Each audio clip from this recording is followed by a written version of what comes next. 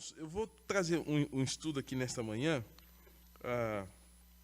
que para mim tem a ver com uma consciência que nós temos que ter sobre o reino de Deus. O reino de Deus. Então, nós vamos estar tendo um estudo sobre esse tema nesta manhã. E o texto básico é Mateus capítulo 6, verso 9 e verso 10.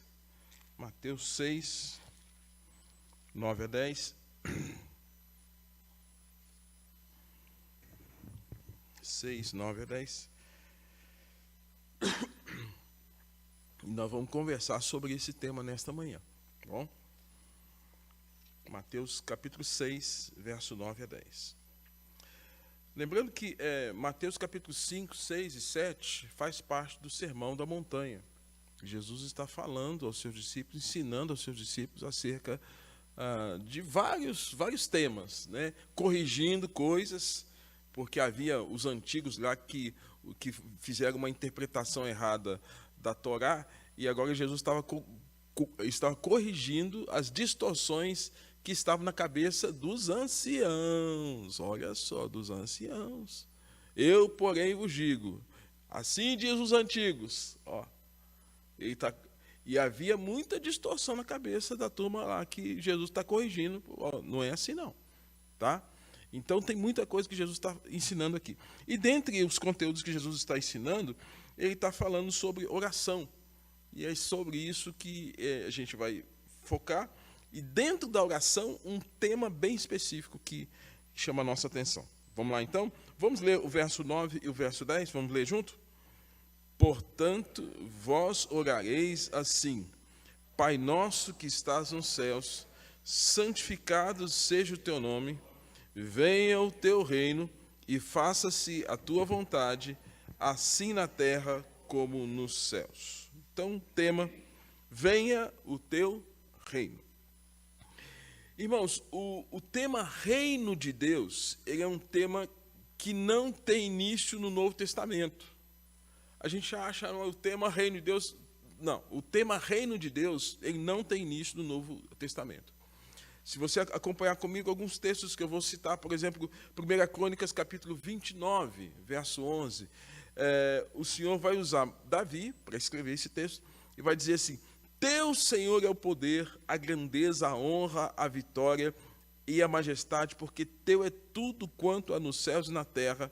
Crônicas falando, repetição da lei lá, teu, Senhor, é o reino, e tu te exaltaste por chefe de todos. Então, o Velho Testamento apontando que o reino da terra, do mundo, pertence a Deus, né? E ele ressalta, o poder, a grandeza, a honra, a vitória e a majestade pertence ao Senhor, porque teu é o reino. Aqui, o reino está diretamente ligado ao poder, essa grandeza de Deus, a majestade, esse domínio, essa exaltação que pertence ao Senhor. O Salmo de número 45, verso 6, 45, 6, ele vai dizer o seguinte: o teu trono, ó Deus, é para todo sempre, cetro de equidade é o cetro do teu reino. Então, o salmista ressaltando mais uma vez a questão de que o reino pertence ao nosso Deus. O cetro todo rei, né, tem a sua coroa, né, tem o seu cetro. O cetro é um sinal de autoridade. O cetro é como se fosse um caniço, mas aí todo adornado lá com pérolas, com pedra, com ouro que for, mas é um mastrozinho que dá a ideia de autoridade. Então, quem está no trono, com a coroa e com o cetro, né, é o Senhor. O texto diz isso. Então, aqui, esse reino de Deus está ligado à equidade. Equidade é o quê? Igualdade. Tá? O Salmos 145, 11, verso de 11 a 13, fala assim: todos falarão da glória do teu reino e contarão a respeito do teu poder, para que todos os povos conheçam os seus atos poderosos e a grandeza e a glória do teu reino. O teu reino é eterno e tu és rei para sempre.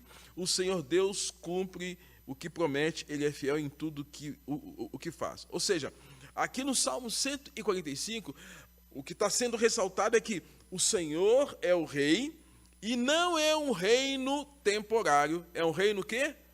Eterno. Tá? É um reino eterno. É um reino eterno. Aqui o salmista ele deseja que todos os povos, todas as pessoas reconheçam o poder, a grandeza, a glória do reino de Deus que é eterno. Né? Quem aqui canta em coral, eu cantei em coral desde os meus 12 anos, né? E adoro cantar Aleluia de Handel. A gente só canta de vez em quando, né? De vez em quando aí que faz a junta os corais e canta, né? Quem se lembra? E ele reinará para sempre. E ele reinará. Aí vai. E reinará para sempre, sempre. E reinará para... Desafinei. Para sempre e sempre. Reinará para sempre e sempre. Esse é o reino de Deus. Handel, quando compôs essa obra majestosa, ele foi muito feliz em mostrar que esse reino não é um reino temporário, é um reino que é para sempre e sempre. Então o salmista está dizendo isso. O reino de Deus é um reino que é eterno, né? Ever, forever, and ever. Ou seja, é para sempre, sempre, sempre, sempre. Né? Isaías capítulo 9, verso 6, profetizando sobre o nascimento de Jesus, lá 740 anos antes, Isaías diz assim: porque o menino nos nasceu, um filho se nos deu, o governo está sobre os seus ombros, e o seu nome será maravilhoso, Deus forte, Pai da eternidade. Aí vai falar, príncipe da paz, Pai da eternidade. Isaías aponta Deus como um pai eterno, não um pai temporário, não um pai de passagem, mas um pai eterno. Né? Aqui o profeta diz que o reino de Deus, através de Cristo, seria maravilhoso, de paz, com encorajamento, com conselhos, e nos acompanharão por toda a eternidade. Em Mateus capítulo 6, 33, certamente você lembra da canção que nós cantamos de VPC, Vencedores por Cristo. Buscai primeiro o reino de Deus. Quer dizer, aí mostrando Jesus no sermão do monte, que há uma necessidade de que haja uma primazia de atenção nossa, uma vez que quando há essa primazia de atenção, outros aspectos serão supridos. E ele fala de três coisas que nos deixam ansiosos: comida, bebida e vestuário. O que a gente vai comer? O que a gente vai beber? Com que roupa que a gente vai vestir? E isso nos angustia. Quando as irmãs vão na loja, então essa angústia vai lá em cima. Vão no shopping, né? Quando eu estava agora na viagem, aí a gente teve lá na Virgínia, a gente foi em uma loja Zara. Aqui você não pode nem pôr o pé, né? A loja estava em plena promoção. E eu com a esposa e 2 filhas. Imagina, gente. Até eu fiquei encantado. Nossa, Deus do céu. Promoção na Zara, só roupa bonita, chique, né? Gente, como essas coisas nos deixam angustiados, né? Porque, nossa, e agora? A minha roupa está velha. Tá... O que nós vamos comer? O que nós vamos beber? Jesus falou, opa, pega um pouquinho. Primazia o reino. Vai ter. Eu vou dar. No tempo, na hora e no que você precisar. Então, quando nós priorizamos o reino, irmãos, isso tudo tem que ser uma realidade na nossa vida. E o evangelista Mateus está dizendo que Jesus ensinou a priorizar o reino em detrimento de outras coisas secundárias, uma vez que elas poderão nos ser acrescentadas à medida que nós priorizamos o reino de Deus. E agora, interessante que logo no início do ministério de Jesus, ao ser solicitado sobre o conteúdo das orações que os homens deveriam fazer, que eu digo, homens, todos os homens deveriam fazer, e aí genericamente homens e mulheres, né, toda a humanidade deveria fazer, esse pedido sobre ensiná-los sobre oração incluía Jesus mostrar o quanto era importante que eles tivessem a consciência acerca do reino, como eu citei aqui algumas passagens que estão descritas nas Escrituras. Portanto, Jesus, ele ensina que precisamos falar sobre o reino em nossas orações. Falar sobre o reino. O conteúdo do reino está intrínseco no Velho Testamento todo.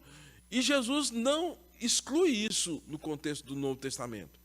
E ele inclui, né? No entanto, quando Jesus vai começar a ensinar os seus discípulos para orar, ele vai ensinar dizendo o que para nós, Pai nosso que estás nos céus, santificado seja o teu nome. Ele começa com isso. E depois, o primeiro pedido, que venha o reino. Incrível isso, irmãos. Por quê? Jesus está nos ensinando, primeiro, que Deus é o nosso Pai, e como tal deve ser honrado e deve ser santificado. Deus é o nosso Pai.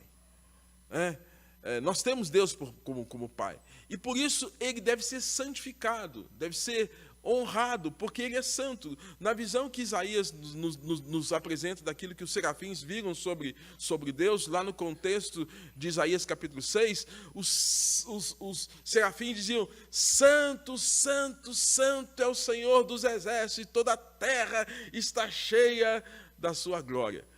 Essa é a visão, inclusive, que nós presbiterianos temos em relação à questão litúrgica, reconhecer a santidade de Deus. E Jesus começa esse conteúdo falando disso. Olha, quando vocês forem orar, reconheçam primeiro que Deus é Pai, e não é um Pai qualquer. E que Deus é santo. Deus é um Pai que, mais do que um Pai que dos mais altos céus, ele vê, ele observa, ele toca, ele orienta, ele corrige, ele protege, ele nutre, ele guarda, ele salva a vida humana. E que devemos, por isso, estar certos de que Deus é o Senhor do universo, que fez os mares, que fez as florestas, que fez os animais, as estrelas, as que são de primeira, segunda, terceira, quarta ou quinta grandeza, e fez você. Fez nos mais altos céus, as estrelas, na profundeza do mar, tudo aquilo que está lá, que inclusive o homem não sabe direito o que tem lá embaixo, e fez você. Esse Deus, irmãos, é um Deus único. É um Deus único. Paul Washer, um teólogo, um pastor americano, ele fala assim, que Deus, além de ser um Deus, é santo e único sem pecado. Que Deus está numa categoria que nenhum ser se iguala. Nenhum ser se iguala. E sendo assim, Deus não é parecido com ninguém ou nenhum outro concorrente. Deus, portanto, não tem quem concorra com ele. Não tem ninguém que se assemelhe a ele. Ele não é como nós, seres criados. Ele está numa categoria distinta, né? Ao concurso, como diz outro. Ele é singular em relação a todas as coisas. Aí eu fico me perguntando, será que hoje as pessoas estão tendo a noção de Deus nessas condições? Ou será que nós não estamos tendo uma visão que às vezes estamos rebaixando Deus a uma condição humana, como se Deus fosse qualquer um de nós? E aí, infelizmente, as influências filosóficas, sobretudo depois do surgimento do racionalismo com René Descartes, né, que veio refutando tudo aquilo que a teologia ensinou, e agora trazendo a ideia de que tudo que eu não explico racionalmente, eu tenho que refutar, eu tenho que abandonar, eu tenho que esquecer, eu tenho que jogar no chão e pisar, porque não vale, porque o sobrenatural eu não consigo explicar, então eu jogo fora no lixo, como diz a música. E tem muita gente que, por conta das influências do racionalismo, que até hoje, diga-se de passagem, Botucatu é uma cidade que tem uma influência do racionalismo muito grande, viu, gente? Pela influência da universidade. Aí os doutores jogam a concepção de fé lá no chão. E isso pode influenciar a cidade de vocês também. Então, se a gente não tiver essa consciência acerca do reino de Deus, de quem é esse Deus, a gente pode entrar num pensamento secularista, e o secular eu pego a Bíblia, coloco de escanteio, e o pensamento do mundo vai dominar a minha prática de vida. E aí a gente percebe o quê? Percebe o quanto hoje as pessoas tal qual Paul Washer diz, não concebem a ideia de um Deus que não tem concorrente. O nosso Deus não tem concorrente nenhum. Não tem quem se iguale a Ele. Portanto, Jesus, quando nos ensina na oração do Pai Nosso, ou na oração dominical, quando ele fala, santificado seja o teu nome, ele quer dizer que esse nome deve ser honrado por todos os seres humanos. Os judeus, não sei se vocês sabem disso, eles usam o tetragrama, que são consoantes do alfabeto hebraico para referir-se sobre Deus. Eles tinham tanto temor até para escrever o nome de Deus, que eles usavam um tetragrama. A gente usa a expressão, né, Jeová, o mais próximo é Iavé, Yehová, Adonai. E eles até para escrever, eles tinham que se banhar pelo temor que tinham de citar o nome de Deus, porque eles tinham essa ideia da santificação do nome. Tinha ou não tem? Até hoje, a ideia da santificação do nome de Deus. É por isso que lá na lei, na Torá, nós temos um dos mandamentos. Não tomar o nome de Deus em vão. Ok. Entendemos sobre esse aspecto que Jesus está ressaltando e colocando no mais alto grau a figura do Pai. É um pai, não é um padrasto, e ele é santo, não é alguém corrupto, não é alguém que se assemelha às condições humanas. Esse Pai é santificado. Esse Pai deve ser santificado em nossas vidas. E por isso, agora, ele faz essa petição. Venha o teu reino. Aí nisso, irmãos, eu quero considerar 3 aspectos. Primeiro, como vem o reino? Esse é o primeiro aspecto. Como é que o reino de Deus vem até nós? Tá? Como é que esse reino vem? Ele veio por meio de Jesus. O reino de Deus se estabeleceu na terra por meio de Jesus. O Velho Testamento todo, ele aponta a mensagem veterotestamentária desde Gênesis capítulo 3, verso 15. Quando o pecado entrou na raça humana, Deus está trazendo uma mensagem de esperança. Lá em Gênesis 3,15, vamos abrir lá? E eu recomendo sempre, às vezes, você escrever alguma coisa na sua Bíblia. Bíblia, gente, a gente pode escrever, não é pecado não, tá? Porque às vezes a gente esquece, a minha é toda arriscada, toda marcada, toda identificada com textos, com informações importantes. Em Gênesis capítulo 3, verso 15, nós temos a descrição de que diz assim: porém, inimizade entre ti e a mulher, entre a tua descendência e o seu descendente. E este te ferirá a cabeça e tu lhe ferirás o calcanhar. A expressão porém, inimizade entre ti e a mulher, entre a tua descendência e o seu descendente. Gente, essa é uma primeira menção veterotestamentária que Deus tinha um plano de mandar Jesus aqui na terra. O descendente aqui é Jesus.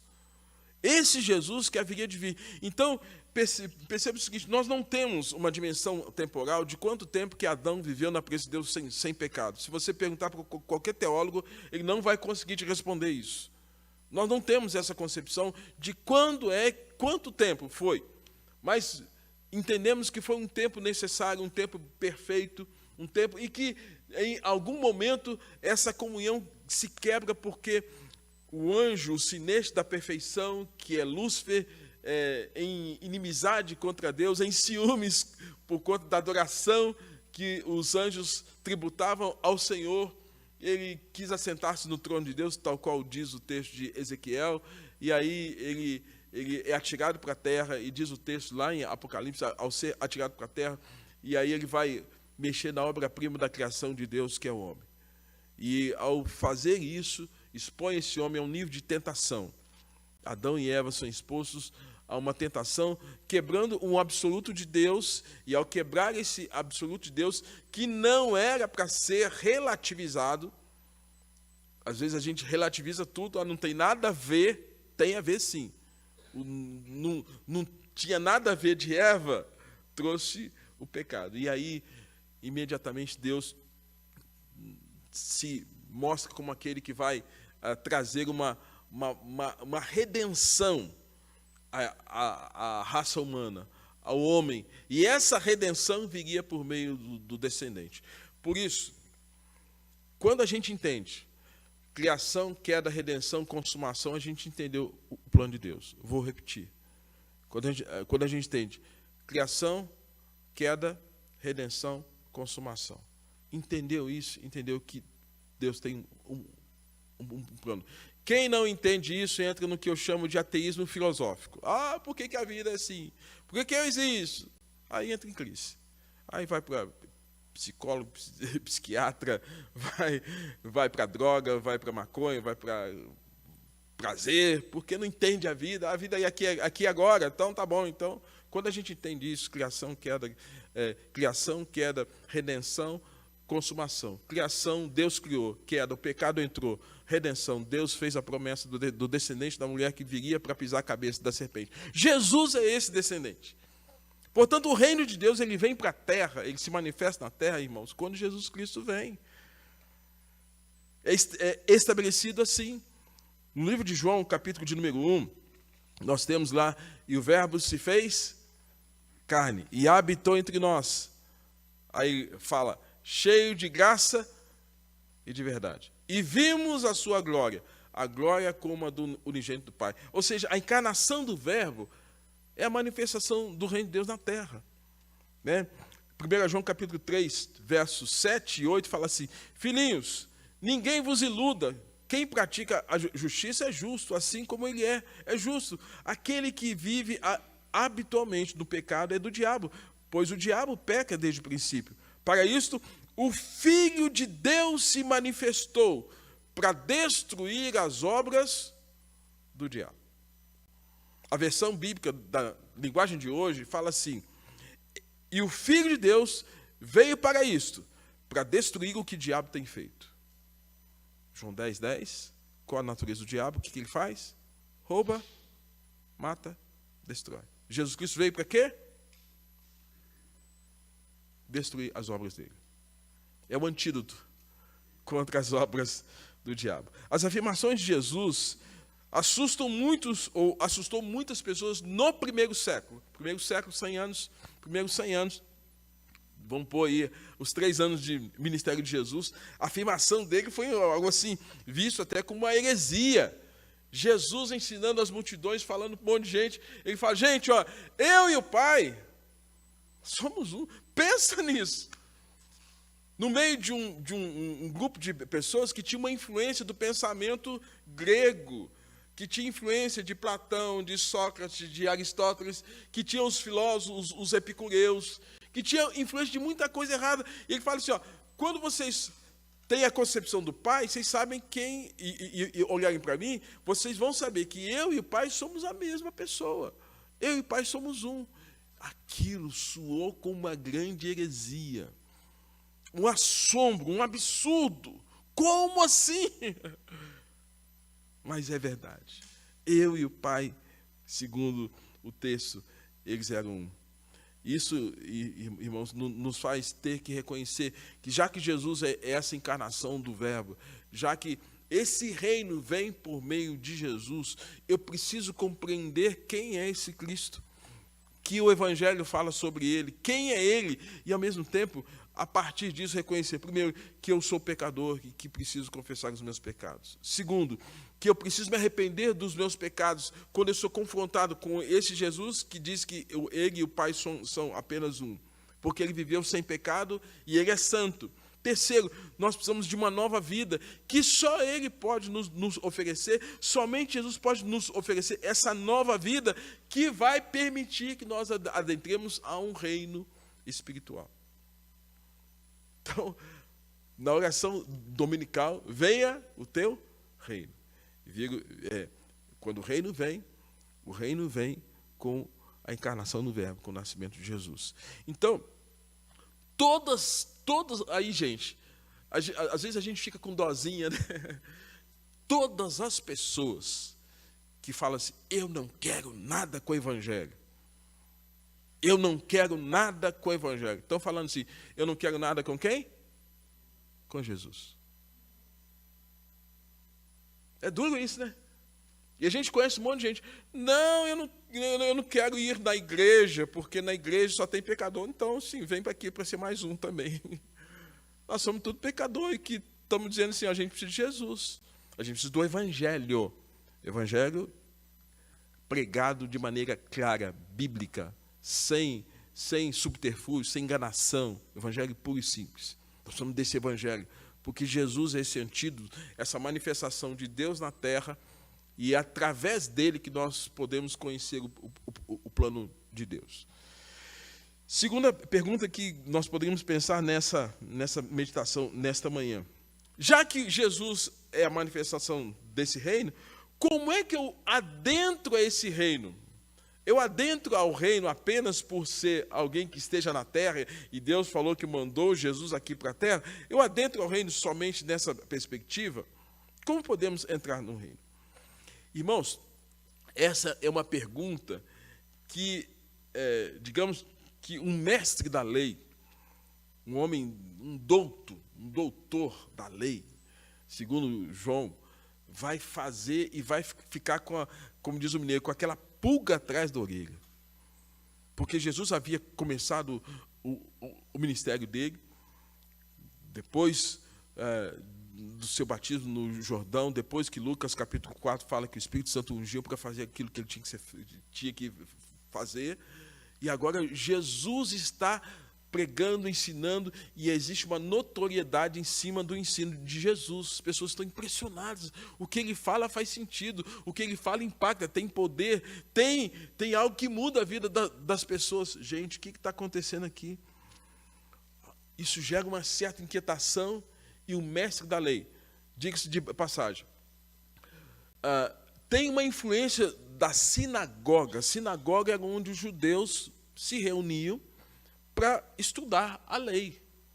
E tinha aquelas pessoas que se tornaram doutores da lei, ou seja, eram doutores da Torá. A Torá, voltada aí para os 5 livros da lei, Gênesis, Êxodo, Levítico, Números e Deuteronômio, eles se focavam nisso e eram especialistas na lei.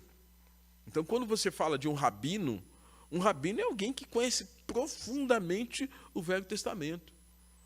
Eles estudam a fundo cada detalhe da língua hebraica para poder fazer as suas interpretações.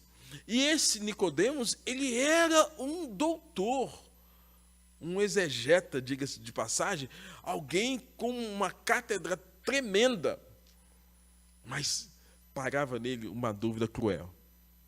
E a dúvida cruel é a dúvida de todo ser humano. O que vai acontecer depois dessa vida? Quando a gente morrer, o que vai acontecer? Como é que é esse negócio de vida eterna? Então, é uma dúvida que para sobre todos nós, irmãos. O ser humano é um ser religioso por natureza. Porque existe uma frase de Blaise Pascal que diz assim, que o homem tem um vazio no coração do tamanho de Deus. Ele coloca dinheiro, não resolve. Ele coloca poder, não resolve. Ele coloca sexo, não resolve. Ele coloca fama, não resolve. Coloca um monte de coisa, não resolve. Porque o vazio está lá. Só cabe quem? Só Deus. A gente viu agora, recentemente, alguns ícones da cultura brasileira indo embora, né? Erasmo Carlos, o Edson Arantes do Nascimento, o Rei Pelé. Todos vão encontrar com a morte. E certamente, ainda que seja famoso, renomado, alguém assim, de notoriedade, quando deita na cama, gente, ou então quando bate uma doença braba, né? Ou então uma situação crítica de um acidente na rua, alguma coisa, passa mal.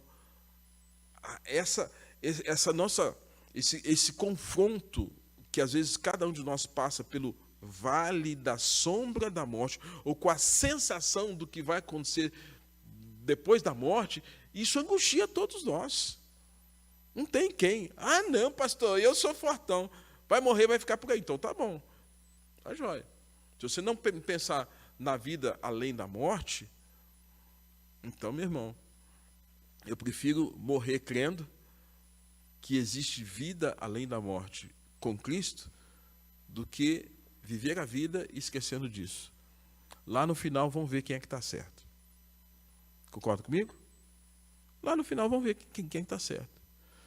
Se eu tiver certo, eu não perdi nada, eu só ganhei. Agora, quem não viveu vai se dar mal. E vai se dar mal. Então nós temos que pensar aqui na Terra como é que a gente adentra esse reino. As religiões, no geral, elas tentam mostrar como é que as pessoas podem adentrar ao reino. Por exemplo, o Espiritismo acredita que vai haver, na verdade, que o Espírito Santo é uma revelação que vai trazer cada vez mais inteligência e entendimento para o indivíduo, para que ele eleve o karma dele.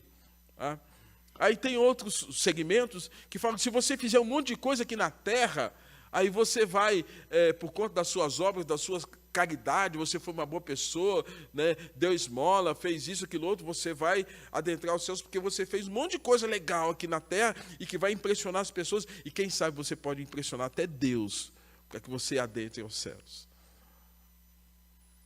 E tem as mais variadas formas, né, como os hindus, né, como os segmentos tipo Islã, que fala que você tem que viver aquilo que o Alcorão diz, para que você, então, adentre aos céus e tenha tantos benefícios. Interessante que os benefícios são só para os homens, né? Você vai ter tantas virgens lá nos céus. Parece que não tem benefício para as mulheres, coitada delas, né?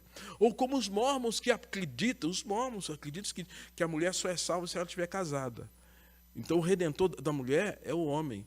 Então, por isso que eles permitem a questão da poligamia. Você pode casar com várias mulheres, porque nesse ato você vai redimir as mulheres, porque o que redime uma mulher é o casamento. Então, gente, Estados Unidos está cheio de igreja mormon. Conveniente, né? Como é que a gente adentra o reino, irmãos? Como é que a gente entra nesse reino? A gente adentra esse reino por meio de Jesus. Como adentrar o reino? Essa pergunta de Nicodemos chegou até Jesus, não foi à luz do dia, foi na madrugada, porque talvez algum tipo de constrangimento chegou até Jesus.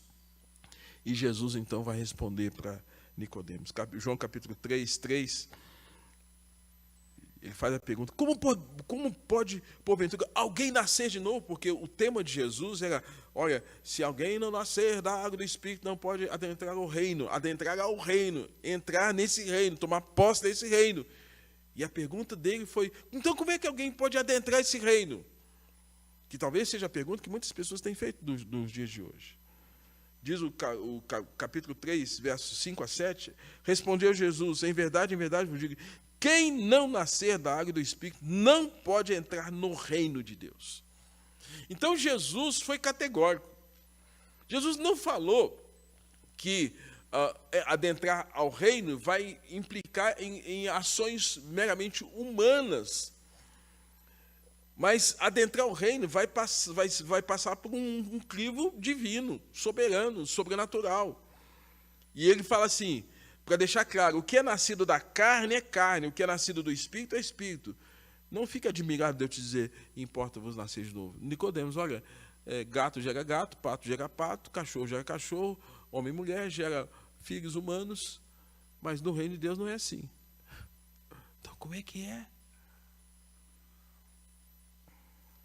É novo nascimento. A aplicação, portanto, nos faz pensar que ao orar venha o teu reino significa que é preciso nascer de novo, mudar de vida, ter uma profunda mudança espiritual. Isso só pode acontecer por meio do novo nascimento. Dá um exemplo da minha vida. Eu fui criado, tempos meus, que meus pais eram católicos, eu fui batizado na igreja católica da Boa Morte, lá em Barbacena, quando era menino. Até com 2 anos. Fui batizado lá na igreja da Boa Morte, em Barbacena. Meus pais se converteram, vieram para a igreja presbiteriana. Adolescente, frequentava a igreja, participava de coral, participava de música, estava aprendendo a tocar, igreja, toda aquela dinâmica. Gente, mas eu tinha um pavor. Quando eu deitava à noite, eu tinha medo de morrer e morrer dormindo. adolescente, eu deitava e eu ficava lutando contra o sono, porque eu tinha medo de fechar o olho e não abrir mais. Eu tinha medo. Era um medo terrível, era assim, terror mesmo. Eu ficava lutando contra o sono. Eu sei que tinha, na época, Corujão da Rede Globo, né? Então eu ficava tentando ficar aceso para não dormir, porque eu tinha medo de deitar, fechar o olho e, de repente, eu era crente. Eu era de igreja. Membro da primeira de Juiz de Fora. Membresia de igreja não é a mesma coisa que novo nascimento. A gente tem que ter isso bem claro. A membresia de uma igreja não significa novo nascimento. E Jesus está falando, se você for membro da Igreja Batista, membro da Igreja Presbiteriana, membro da Quadrangular, não é a mesma coisa. E a gente tem que ter claro que adentrar esse reino é por essa mudança que vai acontecer conosco por meio de um ato da graça de Deus que vai fazer um milagre. E é o maior milagre que se possa desejar e experimentar. Alguém que fala, eu preciso ser curado fisicamente. Amém. Você pode ser curado fisicamente, mas você vai morrer. Eu preciso de um milagre nas minhas finanças. Pode acontecer um milagre, Deus te dá um emprego, você pagar suas contas, resolver sua vida, mas isso não é tudo. Eu preciso de uma casa linda, maravilhosa. Deus pode te dar casa. Mas se você não tiver um novo nascimento, de que adiantou a casa? Então, o reino de Deus, irmãos, passa por uma transformação profunda no interior de cada um de nós. E aí, o texto de Coríntios fala assim, se alguém é uma nova criatura, se alguém experimentou essa nova vida, agora essa nova vida, esse novo nascimento, essa nova vida é uma mudança de mente, é uma mudança de coração, é tirar da gente esse coração de pedra, esse coração de carne que nos faz estar inclinados o tempo todo para o mal, para o pecado, para a ignorância, para a aversão ao afeto, ao amor e, consequentemente, dar-nos o coração de Jesus, o coração de Cristo. Quando o coração de Cristo é posto em nós, por meio da ação do Espírito Santo, quando nós experimentamos essa nova vida, gente, muda tudo. Aí a gente vai entender o que Jesus está falando. Quando nós priorizamos o reino, as outras coisas nos serão acrescentadas. E por fim, irmãos, terceira pergunta aqui, que nós podemos fazer dentro desse texto. Já que o reino se manifesta em Cristo, já que eu adentro ao reino por meio do novo nascimento, o que fazer a partir disso então? O que fazer? O que tem no reino de Deus que é tão valioso assim? O que tem no reino de Deus que é tão valioso assim? Convido os irmãos a abrirem Romanos capítulo 14, verso de número 7.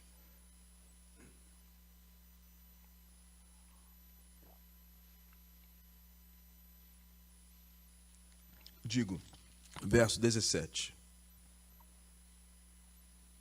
Romanos 14, 17. O apóstolo Paulo, ele falou muito sobre o reino de Deus também, tá? Eirenetoteu, em grego. E ele fala o quê? Verso 17. Vamos ler juntos?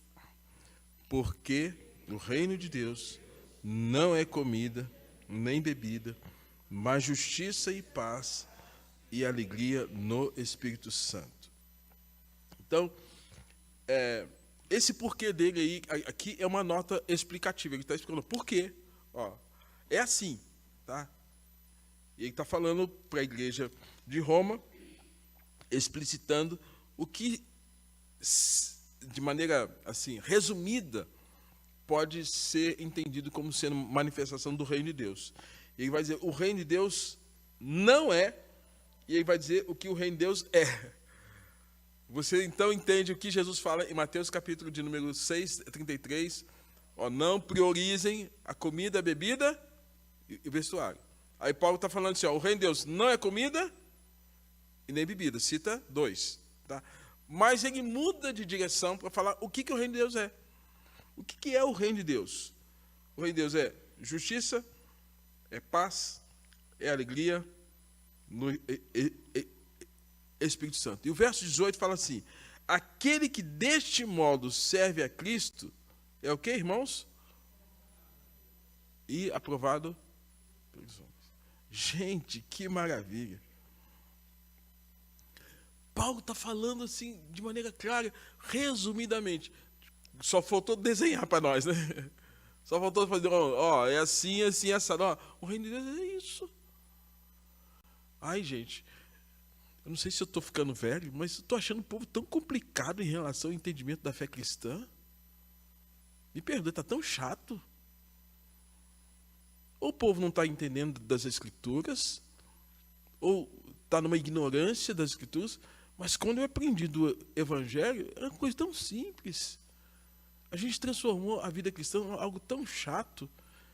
E esse ter transformado a vida cristã chata, às vezes a gente traduziu isso também para a nossa vida eclesiástica. Nós tornamos a igreja, às vezes, um lugar difícil, porque às vezes a gente está mudando os conceitos bíblicos para uma coisa terreal, terrena, carnal, eu diria até demoníaca. E a gente sabe o que aconteceu quando se perdeu os valores da fé cristã. A igreja de Éfeso, um dos exemplos que eu sempre cito, o apóstolo Paulo chegou à igreja de Éfeso mais ou menos entre aí o ano 56, aproximadamente, aí, e pregou lá em Éfeso, falou, ensinou, doutrinou, uma doutrina pesada, séria, sobre eclesiologia, sobre unidade, sobre, quando ele fala lá, pela graça sois salvos, isso não vem de vós, sobre soteriologia. A igreja recebeu aquilo tudo. 40 anos depois, Jesus está escrevendo para a igreja de Éfeso. Tenho contra ti que abandonaste.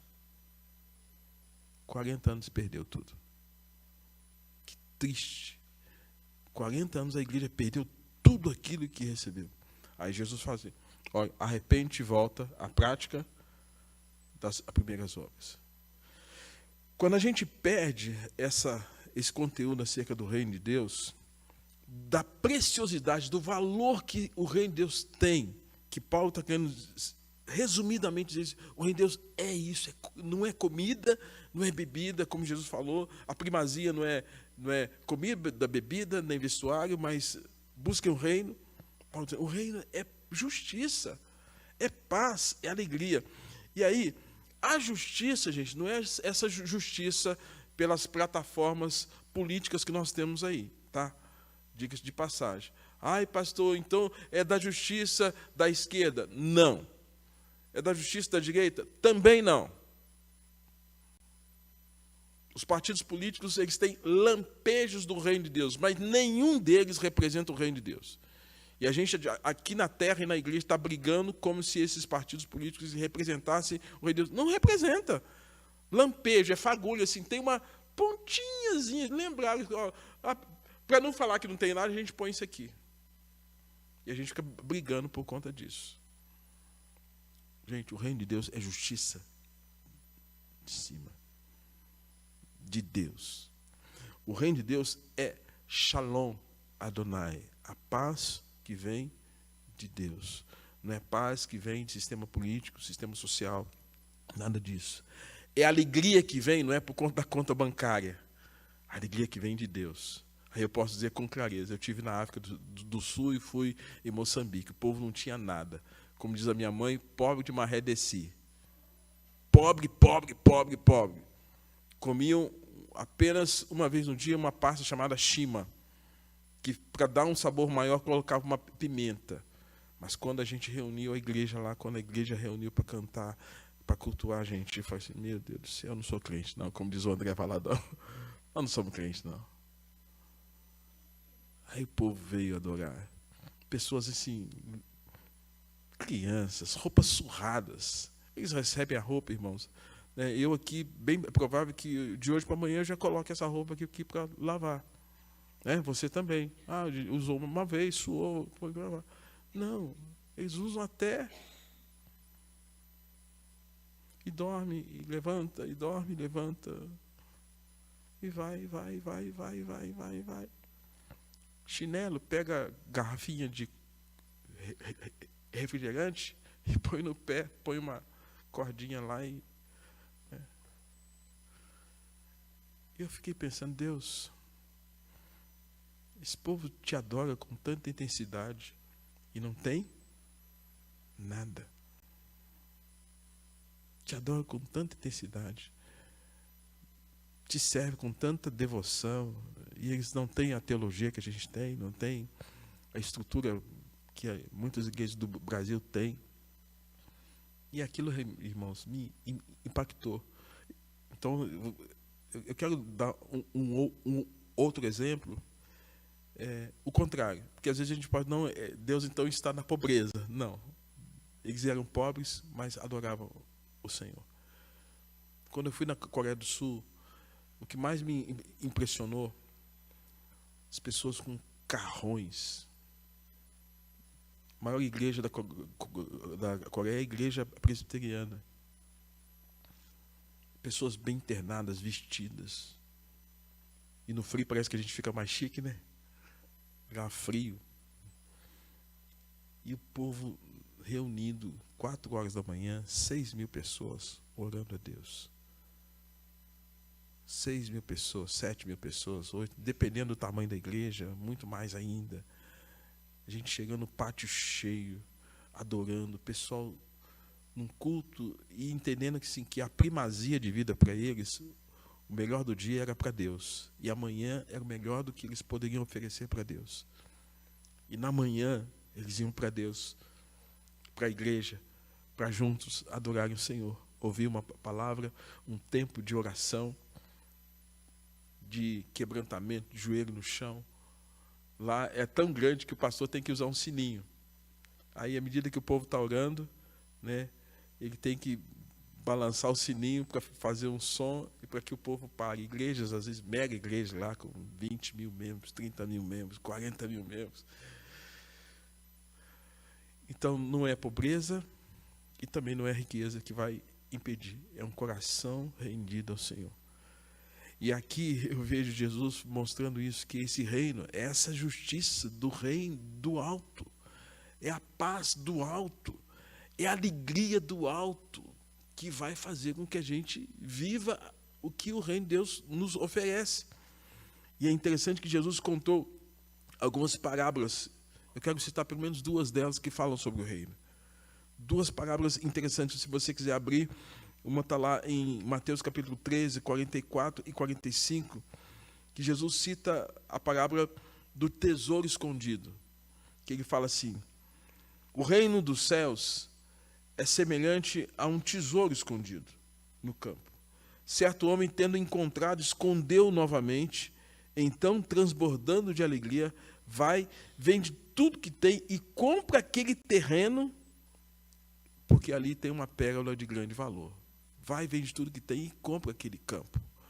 Por que ele compra aquele campo? Por que ele investe naquele campo? Porque ali tinha um tesouro. Jesus está contando uma parábola. Parábola é uma história contada por Jesus com fundamentos éticos, morais e espirituais. Jesus está ensinando questões éticas, questões morais e espirituais por meio dessa parábola. O reino de Deus tem um tesouro escondido. Não é qualquer um que vai achar. Ao mesmo tempo, quando você acha, você vai investir a sua vida naquilo. A segunda parábola é a parábola da pérola de grande valor. Ele fala, da mesma forma, o reino dos céus é como um negociante que procura pérolas preciosas, e assim que encontrou uma pérola valiosíssima, foi e vendeu tudo que tinha e comprou. Jesus mostrando a necessidade de investir naquilo que tem valor. Portanto, irmãos, a primeira e a segunda parábola que aprendemos nos ensina que vale a pena abrir mão de tudo para ter o tesouro escondido. Vale a pena abrir mão de tudo para ter o tesouro escondido. Não sei se aqui tem algum químico. Fiquei sabendo que o filho do pastor Arlindo ele fez química, né? É um químico excelente, pastor Arlindo que esteve aqui. Nos Estados Unidos, quando houve a corrida do ouro, muitas pessoas estavam sendo enganadas. A gente sabe que muitos estavam em busca. Você que já viu aquele filme de cowboy lá, de faroeste, fala muito das questões da busca pelo ouro. E as pessoas às vezes achavam uma pedra, parecia que era ouro. Mas essa pedra era, como diz, nem tudo que reluz é ouro, nem tudo que balança cai.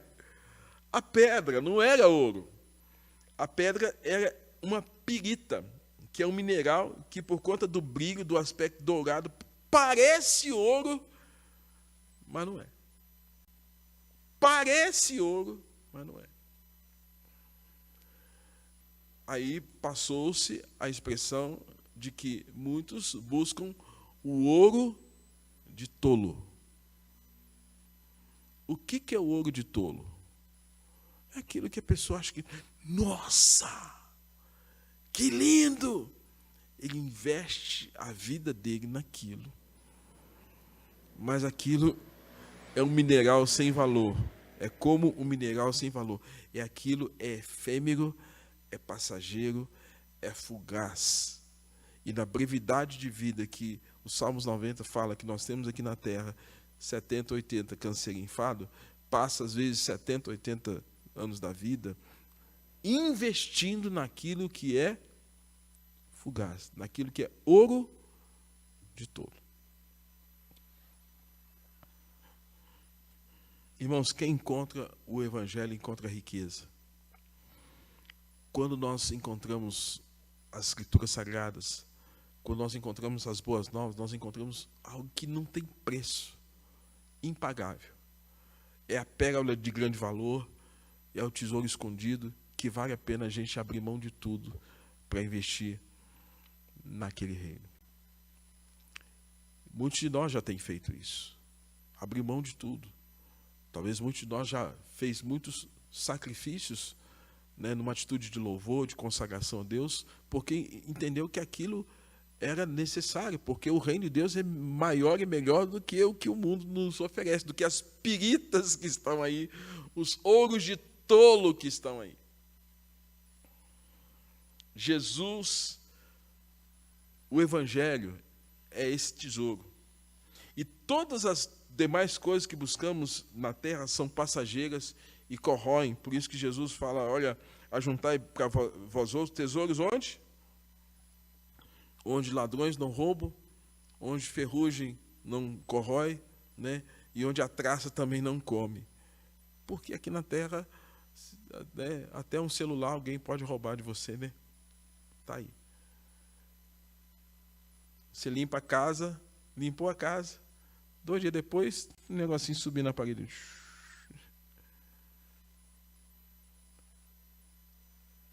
Você compra um carro zerado. Algum tempo depois ele começa a dar problema, a ferrugem, o ferro começa. Irmãos, quando cremos e entendemos o Evangelho, encontramos um grande tesouro. Esse grande tesouro é o Evangelho, é Cristo. Ao sermos confrontados com a Bíblia nos ensina que nós precisamos, então, ao entender a mensagem desse Evangelho, que é algo riquíssimo, investir nele. E o nosso investimento não é um investimento material. O investimento nosso é aqui, ó. Se com a tua boca confessares, em teu coração creres que Deus ressuscitou Jesus de entre os mortos, a Bíblia fala assim, você vai ser salvo. O pecado, ele corrompeu a nossa comunhão com Deus e uns com os outros. Jesus, ele vem nos aproximar a Deus e as pessoas. Ele nos oferece a salvação gratuitamente. E ele está reservando para nós aquele dia maravilhoso onde nós vamos tomar posse dessa salvação de maneira plena. João capítulo 6, verso 47. Olha aí o que diz João 6, 47. João 6, 47. Jesus fala uma coisa para nós, irmãos, que é importante nós temos a nossa convicção centrada, pautada em cima daquilo que ele diz. Vamos ler juntos? Vamos lá? 6, 47. Vamos lá?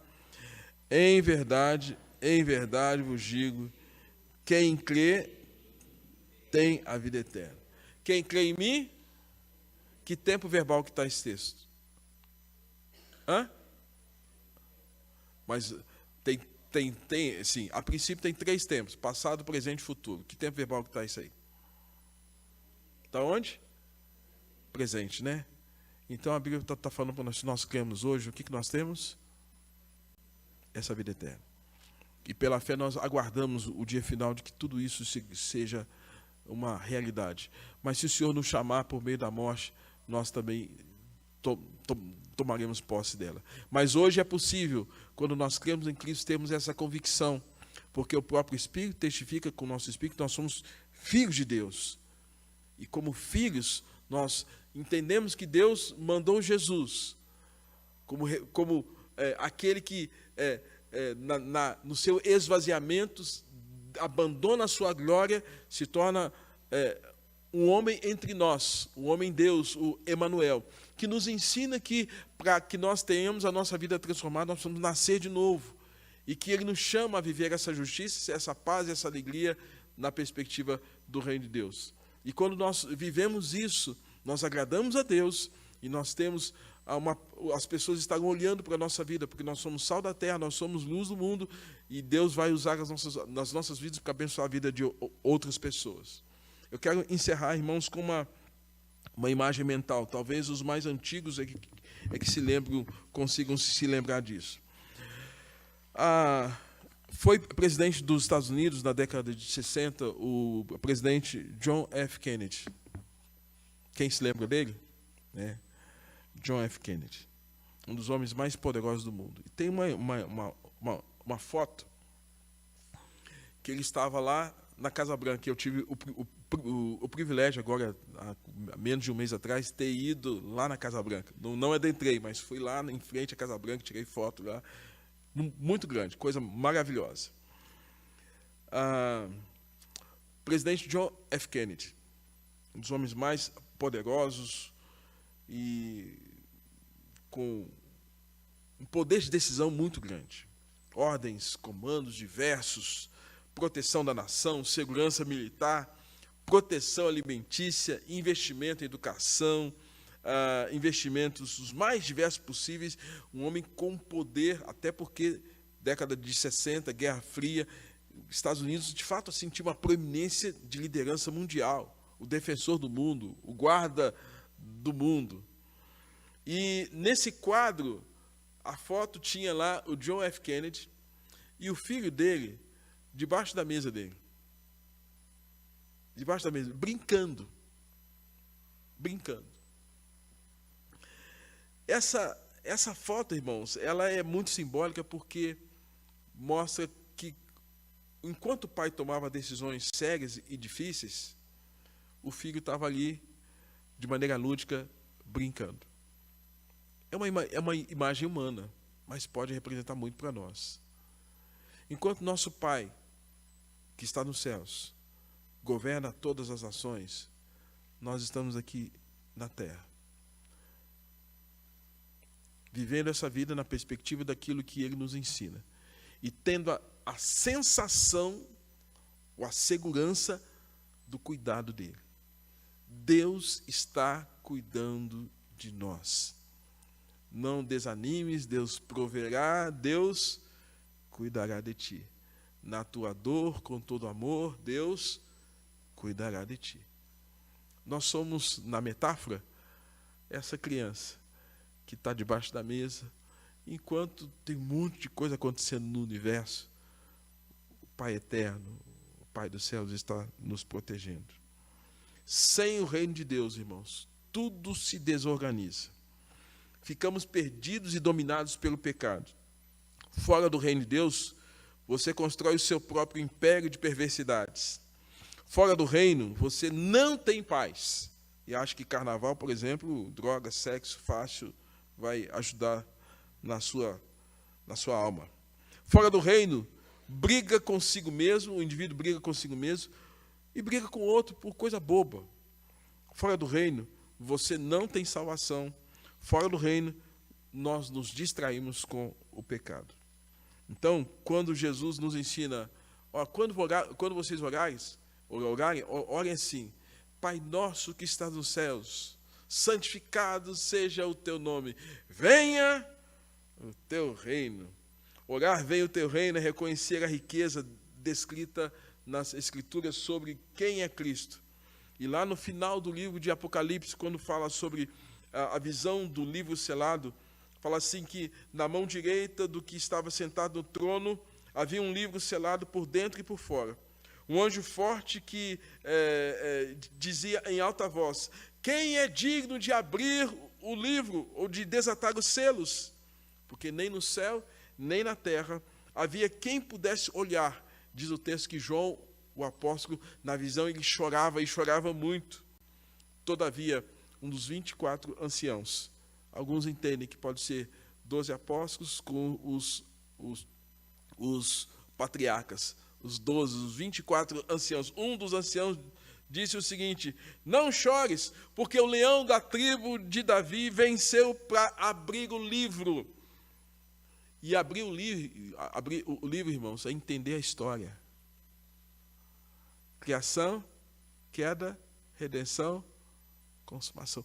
Abrir o livro é entender a história da humanidade. Abrir o livro é entender o plano de Deus. E só por meio de Jesus que a gente entende o plano de Deus. Só por meio de Jesus que a gente entende a questão do reino. E eles cantaram: digno é o Cordeiro que foi morto, digno é o Cordeiro que foi morto, aquele que está sentado no trono, seja o louvor, a honra, a glória para sempre. Amém. Amém, irmãos?